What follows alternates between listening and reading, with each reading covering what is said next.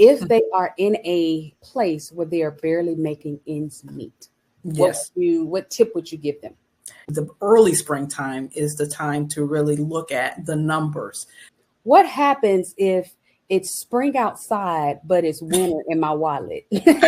What are some of the most common mistakes that you see people making in this financial season?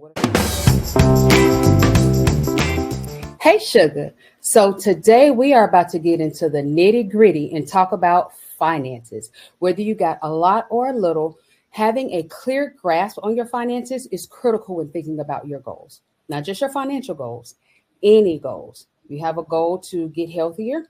Well, you probably need to consult your budget because you might want to get a nutritionist or a trainer.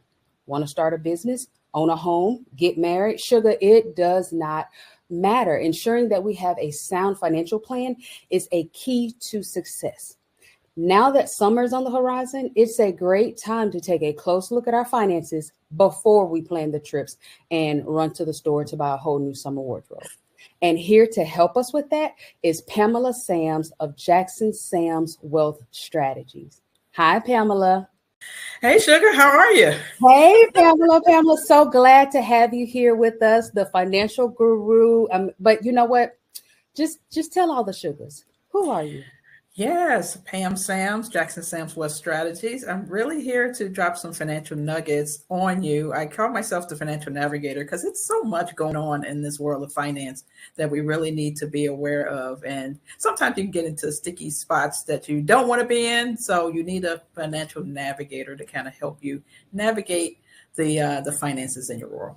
Absolutely. Absolutely. So let's get into this navigating because you're absolutely right. Like, finances, I know when I said we're about to get into the nitty gritty and said the word finances, all the sugars butt cheeks just probably just clenched because, money is one of those things that we don't like to talk about, so let's go ahead and have this conversation. First thing out of the gate, I want to kind of pick up on a conversation, something that you and I were talking about. And you mentioned that money has seasons. So like we have the 4 seasons, winter, spring, summer, fall. Money has seasons. So tell us what are the seasons of money? I did not know money has seasons. So tell us, explain that. So seasons of money is really a great way to think about your finances in different stages of your life as it relates to the season. So we know here in spring, and that's where you're really focused on kind of your growth and your investments. And then you're going to walk through into summer. Summer, you're going to give yourself a little bit of grace. So you're really thinking more about maintenance and enjoyment. Of course, as you had talked about in the beginning, is really before you start doing your summer planning, you're going to need to know, how much you want to put aside for your vacations. Like you said, the new summer wardrobe, things like that. So maintenance and enjoyment is the summer months. And then really looking at fall, which is really planting and harvesting, just like any other season. That's where you plant the seeds with your finances. So you're looking at things like assessing your finances, planting those seeds for investing for the spring when that comes along. And then winter is really about conservation and preservation. So that's later on in life where you're looking at now do I have this big nest egg? What am I really going to do with it? How am I going to translate it to income? And then how am I going to preserve it, not only for myself, but also for the next generation? So that's where you're really looking at kind of your whole financial journey in terms of seasons. And those go, of course, going to repeat every year, just like the seasons do every year. But you want to compartmentalize your finances and think about it in those 4 seasons throughout the year. It brings me to a question. So should my finances kind of align with the seasons? And what I mean by that is, what happens if it's spring outside, but it's winter in my wallet? Because I think a lot of us will find ourselves out of season, with our finances. So what happens if we find ourselves kind of off season? Off seasons? Yeah, it's winter in my wallet, but it's summer outside. Like, what do we do in those type of situations? Yeah, you need to really try to align yourself with the seasons as best you can. when it comes to that. Like I said, winter is more about, preservation of wealth at that point. But like you said, if it's more that you're dealing with a different season, you want to try to align it as much as you can with that. And then just kind of get back to basics. That's what I always tell people is that, okay, I messed up this particular season. How do I reset and how do I get back on track in terms of what do I need to focus on throughout the year in terms of my finances? That's good. That's good. And that then brings me to the question, like, how do we do that? So we're getting ready for summer. So we're Mm-hmm. technically still in spring, but summer is like, right over the horizon. Uh-huh. So Exactly. now that we're going into summer, even if I was, winter my wallet and, we need to get back to the basics, get back on track. What is it Mm-hmm. that I need to be doing in this season, in this summer, preparing for this summer season of my money to help me kind of get back on track? As you Mm-hmm. Exactly. So we're looking at kind of spring being that growth and investing. So with anything, like you said, with money, it has the things that you want to do is money attached to it. So if you have a big trip coming up this summer, or like you say, you want to replace your whole summer wardrobe, you need a new bikini, whatever the case may be. The springtime, even the early springtime, is the time to really look at the numbers. Okay, I want to take a trip. It's going to cost X amount of dollars. What do I need to do now in this spring season to put aside enough money to be able to do that trip? Or even in the winter months, you have a big trip coming up in the summer. What do I need to do now to plan accordingly? So you may be putting a deposit on a larger trip and then paying in installments before you get there. So, have a game plan when it comes to that. So sometimes people go, well, I just want to go on vacation. And then all of a sudden you're just in the midst of summer trying to plan a vacation, but you haven't planned the money part of that vacation. And so you throw it on a credit card. And then the next thing you know, credit card bills up and then you have no game plan to pay the credit card off. So if you do the proper planning in the spring season for your summer season, for the vacations, for maybe the, people with children, with the summer camps and all of those things, you want to do some pre-planning on what those expenses would look like in the summer months. Absolutely. Now that's you're speaking my language because I'm a planner through and through, a strategist, life strategy. Like that's what I do, like planning. But for those of us who are not, and let's say, we're watching this now and oops, I didn't make a plan and I already booked that trip and that bag of clothes already sitting over there. And now it's time to pay that bill and I'm feeling the crunch. I'm feeling the pressure, the financial pressure, if you will. What is, just give me one or two quick, do this now type things if you find yourself in that situation where you didn't plan because you just didn't know to plan and now you're feeling the pressure of it. Yeah, exactly. And that happens all the time. Girlfriend calls up. It's like, hey, you want to go to Mexico tomorrow? And you're like, I'm on it. I got my passport. I'm out. And I'm gone. I'll figure it out later. Right. And then that bill comes afterwards. Exactly. You got back from Cabo and you're like, oh, great, tan, everything. And then boom. So with that particular situation, like I said, if you did not do the pre-planning on putting aside resources and you did have to use a credit card, is like I said, have a game plan to pay it down. So don't pay the minimums. We know, don't do that. I want to pay it off within, let's say, 4 to 6 months, and then you divide it by how much you would have plus how much the bill is plus the interest, and then you pay accordingly for that. So you don't want to get caught behind with trying to figure out how to pay for it afterwards. So if you got back from Cabo, you need to sit down and say, okay, now this bill is going to come. How am I going to effectively pay it off before you go into the next season, which is fall? And you need to start planting those seeds for growth as well. Absolutely. Absolutely. So, for the person who's watching this, because of course at the top you heard me say that for any goal, it does not matter what the goal is. Like it's critical that you have a sound financial plan. But of course, this is me saying it. Yeah. I want to hear. I want to hear. I want the sugars to hear because we've talked, but I want the sugars to hear why it is important, to know what season that you're in financially, and then to act accordingly and not just necessarily put it off to the next season or the next season or the next season? Why is all of this so important? Yeah. So, that's why working with a professional is really important, because then you figure out where are you, what season you are in, or at least translate it into where you are. And then a professional will help you navigate, as I mentioned before, that particular season, and then set a game plan or a financial plan in order to get there. Your financial plan is your GPS. And we have in our cars, or we use it on our Apple Maps or Google Maps or whatever. If we want to get from point A to point B and we don't have our GPS, what happens? You get lost.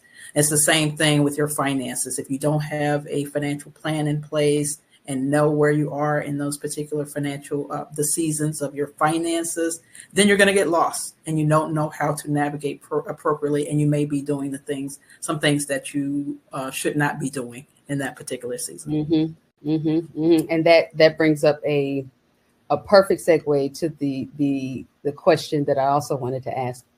Mm-hmm. As a financial planner, so you work with a number of people across all income brackets, right? Mm-hmm. Yes.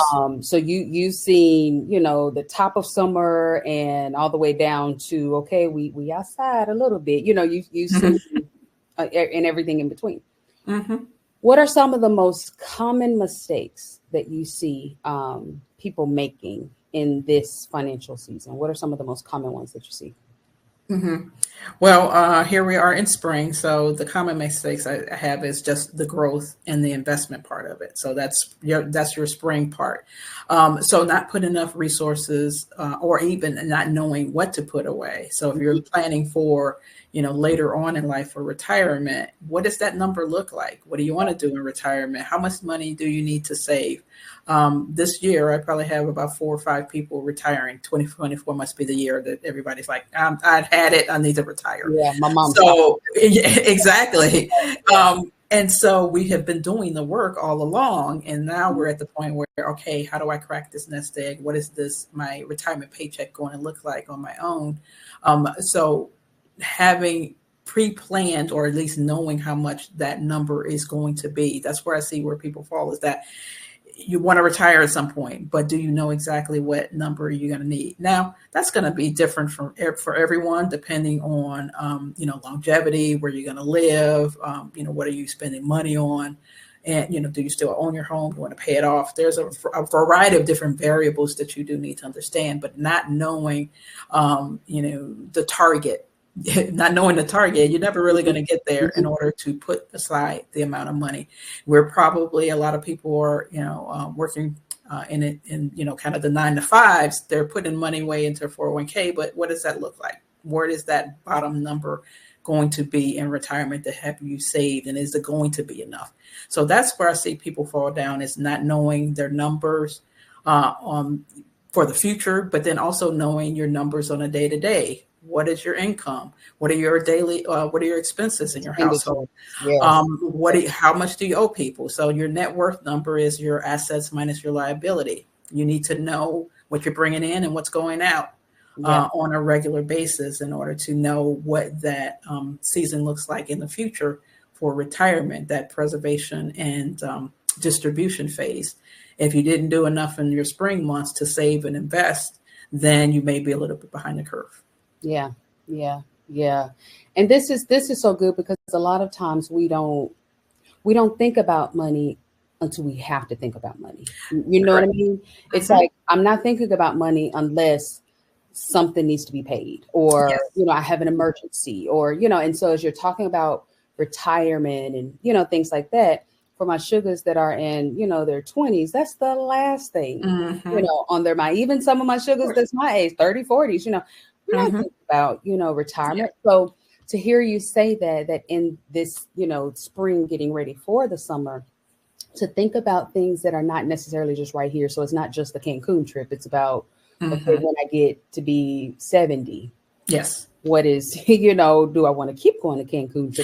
Exactly. That's the thing. Do I want to keep doing these things? If I want to keep doing them, what is that going to look like when I'm not drawing a paycheck, that I'm responsible for my paycheck? Exactly. So you have to think about that in those particular instances where, yes, I like having this fun. Yes, I want to have as much fun as I can in retirement, but what does that translate in terms of dollars that I need to do now? So your future self, I know it's a commercial out there right now, and it's talking about, I think it's NerdWallet. It's basically, hey, this is your future self. You didn't do the right things. And now look at me. I got these empty pictures here that I was supposed to go to Cabo, but now I'm not. So that's kind of where your future self is going to, kick you in the ass about later on things you should have done when you had the opportunity to do them. Right. And that's kind of why I wanted to have you on and have that conversation, because when we're thinking about big picture and we're thinking about goals and thinking about the things that we want to accomplish, we don't necessarily put finances immediately in that mix. We'll think about it from the standpoint of, I just need a grant or some funding to start my business, or, but we don't think about the what I call kind of the pennies, that's just a penny. That doesn't matter, but that Starbucks run every day, it adds up, that trip, it adds up. So sometimes us not being able to, or being willing to practice delayed gratification, it ends up being detrimental to our overall goal process, because it's not just financial, goals. It's any goals. And I'll tell you, there's a different level of peace when you don't have to necessarily worry about, if I get fired today, then, oh my God, I was actually just talking to a client last week, and in our conversation, I was telling her how, I got married in September 2016 and unexpectedly lost my good job. Yes. Good job in October of 2016. And I'm, a newlywed. And so that's a whole financial planning, situation in itself. But I was able to go for, I think it was like a year and a half. Yeah. Without a job, but was still able. Now I wasn't able to do a lot of the other things that I was able to do, but I was able to still, pay my car note. I was still able to live and, things around the house, and, but I had to cut back in some other areas. And that's a different level of freedom. Exactly. A different level of peace that, if God tells you, hey, I need you to step right here and go and do this, you're not, now granted, he's still gonna tell you some stuff that you're gonna go. Yeah, exactly. You're still clutching your pearls for it. Yes, exactly. Exactly. You still gonna clutch your pearls. But when we can, there's a scripture in the Bible said, money is the solution for all things. If it's a thing, then money, is the answer to it. So if it's something that, my car broke down or more, or things like that, then we should be financially sound and good stewards of our resources, so that we can step into these different areas and, not owing anybody, being the lender and not the borrower. But we miss these lessons and these opportunities to do the forward thinking on our finances and be proactive instead of reactive. Yeah. And that's a lot of times, it's sometimes, like you said, you can't see past tomorrow with some people. It's like, 20 years from now, I need to know if I can pay the lights tomorrow, Exactly. So having that mentality sometimes keeps you stuck within the, future looking part of that. But even, like I said, knowing your day-to-day numbers is important for when you start thinking about the future planning. Then that's where, where for most people, like you said, you were able to do that because you knew you had a cash reserve, which I always recommend have something set aside for that, but know exactly the kind of, if you needed to just bare bones knuckle it, it's like, what do I need? I need to, pay my car note. I need to pay my rent or my mortgage. And then everything else outside of that, if you needed to go down to just bare bones, what number is that? And then do I have enough set aside for at least those expenses until I recover in order to move myself forward with that? But if you're not, then you're racking up credit card debt because now you gotta, pay all of the other things that you didn't, or you're not willing to make the sacrifice for those other things that are not the bare bones to survive, your survival number. That's why I call to people, what is your survival number? What do you need if tomorrow that you lost your good job? What do you need to survive Right. off of? Know that number. And anything else above that, that's where you need to say, okay, can I cut these things out? And then what do I need to save in terms of a cash reserve or emergency if that happens to me? Right, right. Yeah, and that's so good because when we're thinking about that and thinking about that bare bones number, we never think that it's going to happen. Yeah. I did not think like no, me lose my job. I had a doctorate degree. Like no, that's not going to happen. And then Exactly. who thinks, oh, it's going to be a year and a half before? Hmm. And to be clear, I never got another job. I Yeah. started my own You business. started a business. Yeah. I started my own business.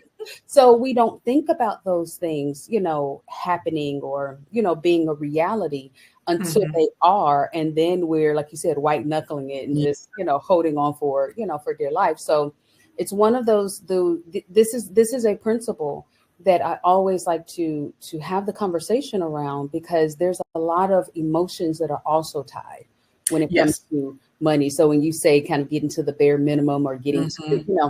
a lot of times when we're in that bare bones, kind of white knuckling it, barely making ends meet, there can be some embarrassment. Yes, of With that. course. Hmm. Talk to me a little bit about how do you help your clients navigate the emotions around the finances? Yeah, and that's key. As a behavioral financial advisor, that's one of the things that I talk about is kind of the emotions around your money decisions. So you really just have to take it to heart when it comes to that. It's like what are you trying to prove? Because a lot of times we have things and we have stuff because we're trying to have a good face and we're trying to our friends, we got this and that, and we have everything together. If you're in a point where it's a point where if you're not bare knuckling it and you're about to lose your house or you're about to lose these things because you're trying to keep everything together, I just say, what are you trying to prove? What's the most important part of this? Why are these things holding you hostage? That's what I call holding you hostage, where you're not able to cut them loose, at least temporarily, until you recover. So you have to go through some of the digging on what is it? Is it a status thing? What happened in your childhood? Because a lot of it, what we experience with finances is stuff that we learned environmentally from our parents, from society, from all of these different things. So you have to kind of get to the root cause of some of the emotion behind the money. So those are the conversations. And then when it comes to, breaking it down where they have to go to the bare minimums, he's like, this is a temporary, what do they say in the Bible? This is like a temporary, but joy comes in the morning. That's what happens Yeah. in the situation. May Is that indeed. this is not going to happen. Not going Yeah. to be this is not going to define you. It's going to be, even like you said, with the year that you did, that's a year, that's a blip in the scheme of things Yes. versus you trying to make everything happen and then keep on this good face. If for the most part, if you have good friends surrounding you, they will be able to lift you up. They know what you're going through. Do not, they can speak words and of encouragement to you. So don't feel that you have to keep the, facade up and that you have it all together Absolutely. and you're trying to spend money and throw money at it and it's not doing you any good. You're actually hurting yourself in that instance. Absolutely. That is the yes, because even on my side of the spectrum, as a coach, Hmm. that's something we get into conversations, financial conversations, with my clients because of Hmm. that right there. Yeah. It's the perception, it's Yes. the this facade that we put on, this mask that we wear, that if Hmm. we don't drive the right thing, wear the right thing, be seen with the right people at the right places and live in the right neighborhood, then Hmm. oh my goodness, then our egos, the fragility of our egos just Yes. crumbles. Hmm. And so I challenge my clients, to take a deeper look at who they are, Hmm. because if my car is the definition of me, Yeah, exactly. then, Yeah. and as someone that has walked through, I mean, literally my bank account, I show receipts, I put up a post a few months ago showing my actual screenshot of my actual bank account. And I have 4 accounts because I'm a saver and it's just a good steward, and all of them were on zero. Every last account was on zero, and Yeah. it was the season that I was, Exactly. and it didn't take away from who I was. I was doing my own hair. I was doing my own nails in that, in that season. But I think a lot of times we do get into these financial, fixes because we're fixating on something that isn't even really important in the grand scheme, of things. And so we're missing truly our purpose because we're over here trying to buy stuff or do stuff or, things that are way outside of our means to keep up with the Joneses. Exactly. And that's what I always say is that saving is not sexy because you can't see it. You can't see it. You can see the Lexus, you can see the Tesla, you can see all of the big house, all of the fancy suits and dresses, whatever. But in order to keep that up, it requires resources. Exactly. When you're in that season, like you said, where your bank accounts may be, not where you want them to be, and you're still putting on that show, like you said, what I said, what are you trying to prove? And who are you trying to prove it to? Who are you trying to prove it to? I mean, are they paying your rent? Are they paying your college tuition for your kid? Are they doing those things? No. Exactly. So you need to come to Jesus moment and figure that out on your own to say, okay, what is most important to me right now? How can I lift myself up? How can I get out of this situation? Devise a strategy or game plan. If it's you need to find a new job, interview, network, whatever you need to do to get out of that particular thing, and don't worry about anything else that's kind of coming around you and keeping you stuck with putting on that mask or that facade. Absolutely. And like you said, saving isn't sexy. It's not sexy. But I'm gonna tell you what is sexy. Being able to go for a year and a half. Yep, exactly. With no job and other people looking at me going, like, are you okay? Wait a minute, how are you? How are you doing that? My husband looked at me because I think I was working. I was just working part-time, and when I say part-time, I'm talking maybe 20 hours a week at Express Clothing Store. And so my husband told me one day, he was like, "You are doing more with that $20 that you got." He had just boiled me down to $20, y'all. You did that $20. You doing more with that $20 than I am that whole paycheck. And what I explained to him that I'm going to share with you, Sugars, is that, saving isn't sexy. It's not. Saving is not sexy. But when you are doing, how I said, purpose, and when you're really walking and leaning into your purpose, the provision follows. Yes. So that $20 that I had, because I was being a good steward over that $20, that $20 multiplied and it felt like 200. Exactly. And it would be little things. It would be things like, and I know you hear these little stories all the time, but again, I can show you the receipts that show where something would happen where I thought the parking ticket was $85, but when I logged in to pay it, it was only $45. Little things like that helped my $20 stretch because I was being a good steward of my resources. I was putting my purpose first, and I was allowing the paper to follow. So now here, 5 years into, a business again, I lost my job and never got another one. But it's still the same thing. Whether I had a little or whether I had a lot, I had to put things into perspective, make my purpose a priority, and then watch the provision and the paper follow me at that point. But as long as I try to keep up this persona, then in order to keep up that persona, I had to spend the paper that I really should have been working for my purpose. It put me upside down. So good thing I was not embarrassed. Like I tell you, I tell on myself all the time. So I was quick telling people, no, I can't go. I ain't got the money. Exactly. You're like, I don't have it right now. I don't have it. The way my budget's set up right now, and even to this day, Mm-hmm. to this day, like I have a ground floor, and you tell me, I don't know if this is a actual sound financial practice, but this is a Dr. Tierini practice. So, Okay.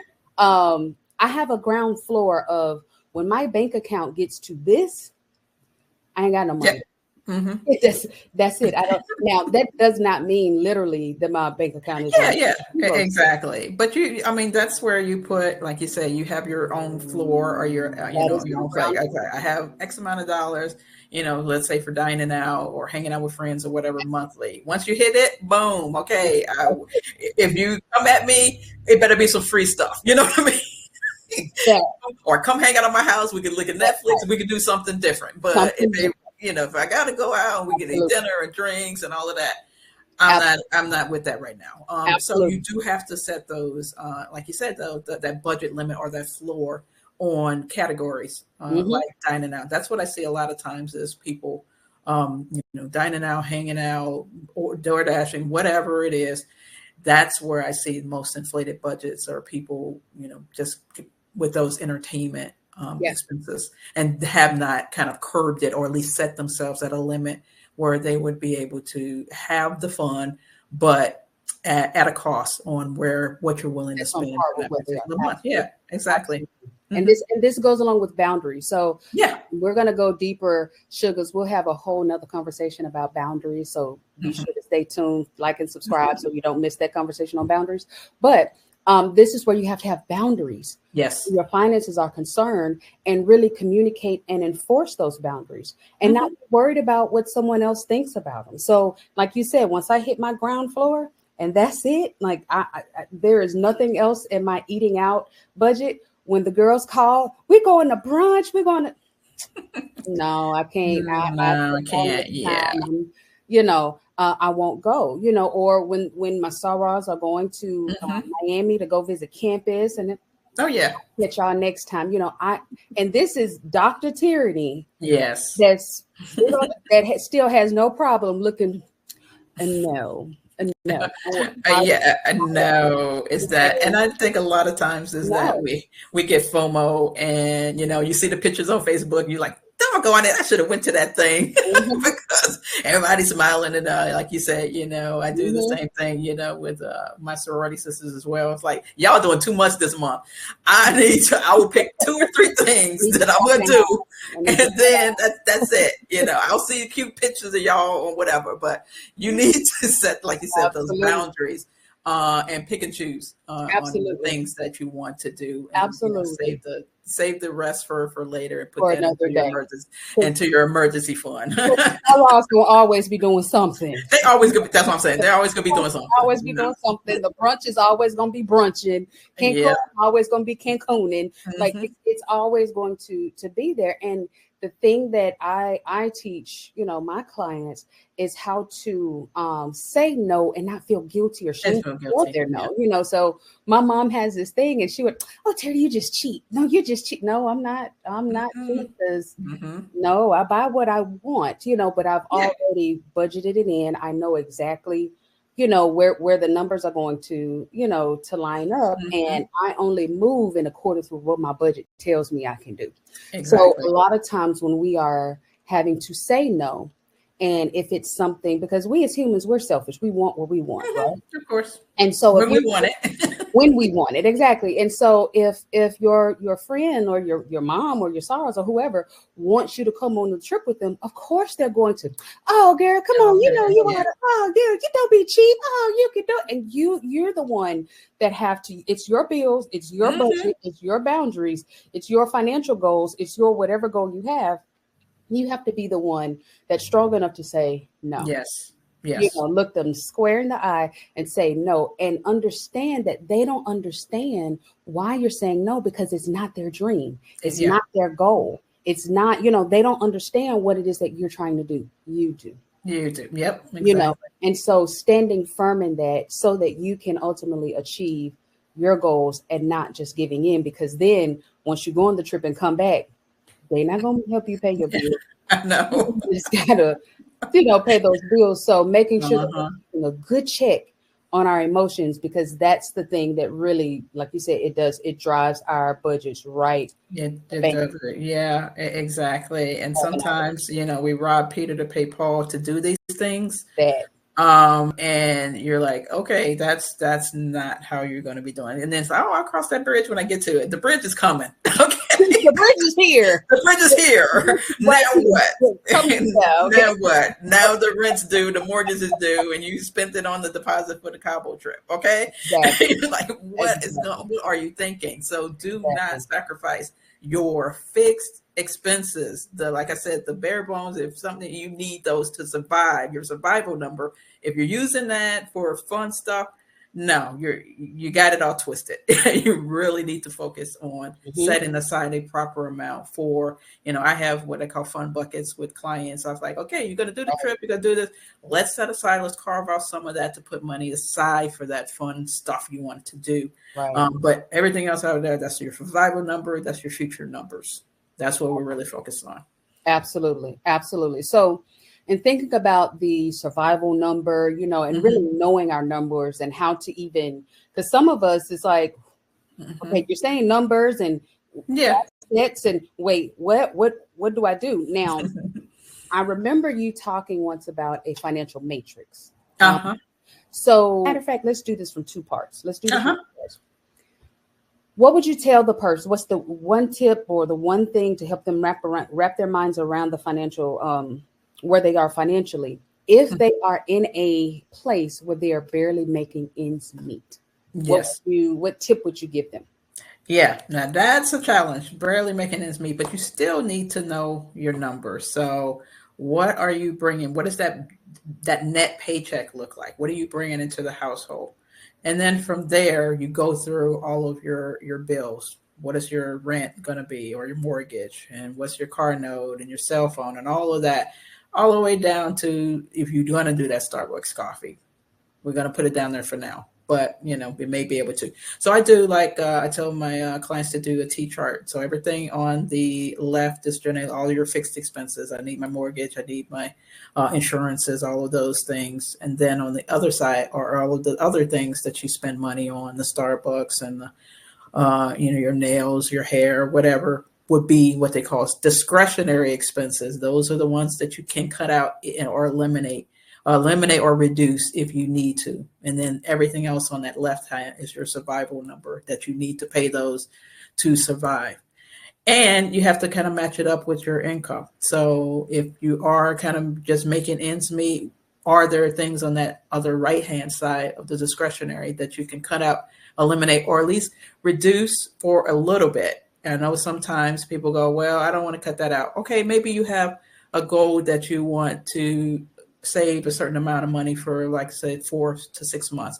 Maybe you cut out cable. Maybe you cut out some of these streaming services they let you, suspend them, come back on for some period of time. So maybe for 4 or 6 months, you deal without that particular piece and you save that $50 or $80 a month for the next, several months to do that. So you have to analyze it's no sense of being an ostrich and putting your head in the sand, and just let life happen to you. Right. You go to work and then you bring home, you have your net paycheck that goes in and you spend.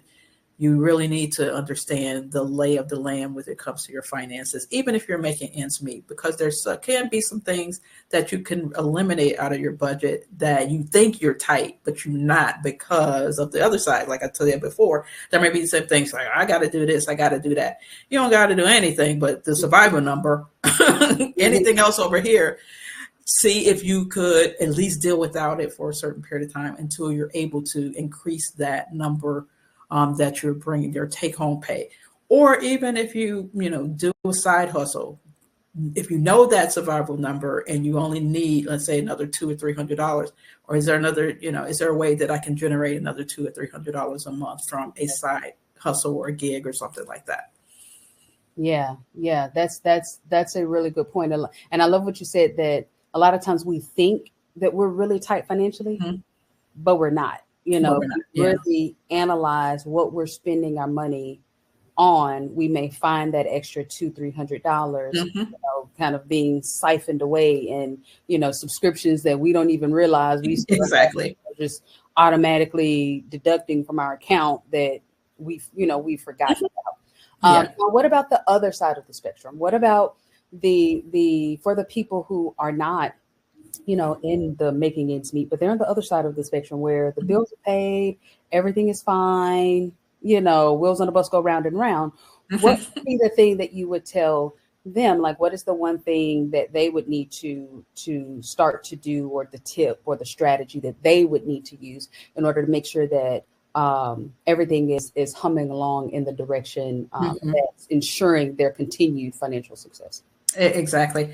Same thing. You're still going to look at all of your expenses. What I see a lot of times is where people are not making ends meet, and they're on the other side of the spectrum. They think they have all this money, and then they're out and they're spending frivolously. Is what I see a lot of times. I have, some doctors in my practice in the beginning, before working together. They were making over $750,000 and still basically making ends meet. Right. And because you are spending things frivolously, because you're like, I got money, I could buy anything I want. Yes. But you still need to know what's going on. And then for those people, you're really looking at back to that matrix that I was talking about. So am I well in each of these areas of my life? So am I doing well with my cash flow? Do I have enough cash reserve? Is my debt low, or debt to income ratio, is that low? Your insurance programs, your risk management. So do I have my life insurance, long-term care, all of those, what are my investments doing? Am I investing for the future? Not just maybe your 401k, but maybe some things outside, maybe real estate, whatever you need to invest in to grow your wealth. And then of course the legacy planning. It's like, I got all of this money, but now what's going to happen?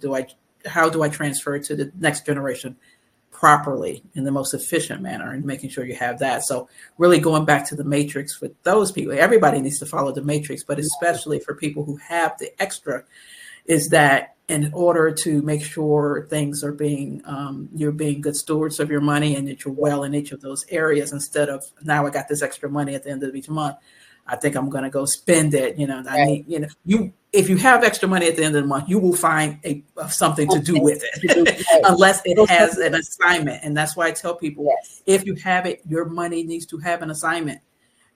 This is for my retirement. This is for my kids' education. Does it have an assignment? If it doesn't, then okay, maybe it's cash reserve, or maybe it is extra. But the extra needs to have an assignment. And then once it's split between those particular assignments and you have money left over, then that's what you're really playing with in terms of, I want to do some fun stuff type of thing. Absolutely. Absolutely. And you're absolutely right. That's the thing that I also see a lot of times when we're on the other end of the spectrum, particularly if we move from the barely making ends meet side of the spectrum. Oh yeah. Now I got a little something in my pocket, side of the spectrum. We're spending and we're spending. And so we're bringing good money in, but we're still end up making ends meet because we have so much debt, and we collected so much, debt that we really weren't paying attention to it. So yeah, I make, six figures, well into six figures, but my debt load is nearly six figures, as well. So that is something we definitely have to be careful of, particularly again, if we're thinking about going after our goals and really stepping into our purpose, because this is where I think about the story of the talents, when the man gave one servant 2 talents and the other servant 5, and told, said, hey, I'm going to pay. You do with those talents, talents could mean literal talents or finances. And in the story, it was our finances. And then the one who, as you said, we can't stick our head in the sand and pretend that that's exactly what he did. And the others invested. And so when the, when the employer came back, or the master came back, it's like, okay, tell me what you did with talents, the resources that I gave you. So it's important that we are good stewards of our resources. So to whom much is given, much is required.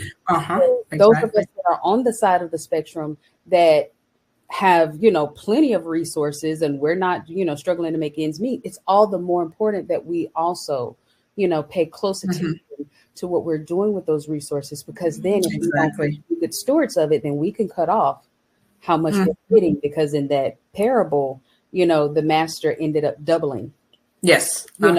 what the servants had, what they had, because they were showing that they were good stewards of it. So if as my grandmama would say, if you don't do right, you can get your blessings cut off. There you go. Yes, exactly. My grandma said the same thing. So yes. You could be making 6 figures a day, and then poof, it's all gone. It's all gone. So we want to make sure that at every stage and in every season, we're being good stewards of our resources. Exactly. The last thing here, I want to make sure that we get this to the sugars, because I mentioned the financial matrix, and then you reference the financial matrix, but I want you to walk them through how to build the financial matrix and the quadrants, so that they can have a visual of what that actually looks like. So when they sit down at their desk and be ready to look at these numbers, they'll be able to walk through this, that financial matrix. Yes, exactly. So the financial matrix is made up of 4 key quadrant areas. The first one's all about cash management. So inside of that particular quadrant, you're looking at your income, you're looking at your expenses, you're looking at your debt. Do you have loans, student loans, car loans, auto loans, all of that? What do your debt look like? Your savings account, so your emergency fund. Everything falls into how are you effectively managing your cash flow into that quadrant. And then you move on to the second one area, which is all about your risk management or protection. I call it basically, if you're building a house, you need to have a foundation. First one is a protection. The certainty of uncertainty is real. So if something happens, as you mentioned, Dr. Tierini, is that you were able to sustain because you had some of those protection pieces built on. One of them is emergency fund as well. But in the risk management area of your matrix, you're looking at, do I have the proper insurance programs? Do I have health insurance? Do I have life insurance? Do I have long-term care if that's something that you need to put in place? Do I have auto insurance? Do I have property and casualty? Do I have some of the other things, homeowners? All of that would fall into risk management. You want to make sure you are financially well in that area, because if something happens and you're not properly insured, then things could go awry. So you want to make sure you have everything in that. The third area of your matrix, you're looking at all of your investments. So are you investing for retirement? That could be a 401k, it could be a 403b, it could be IRA, whatever you have placed in there. It can be individual stocks or bonds. It can be real estate, whatever your investment structure looks like. That's what the third part of your matrix is. So account for everything that you're investing in and what the balances are.